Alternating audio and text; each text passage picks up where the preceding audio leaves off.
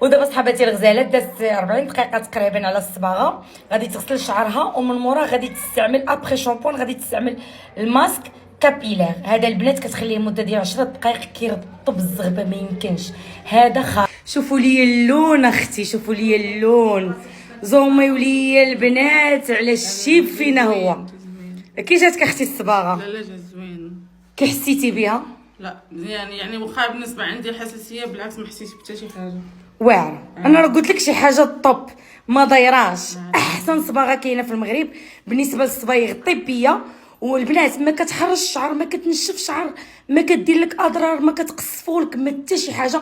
وشوفوا لي البنات الريزولطا، شوفوا لي الشيب كيفاش كان عندها في الاول وكيفاش دابا. انا دابا غادي نشف لها شعرها باش هكا تشوفوا لي الريزولطا اكثر. ها هي البنات، هذه هي اللي صبغت ليها بها ديال كابيليفت.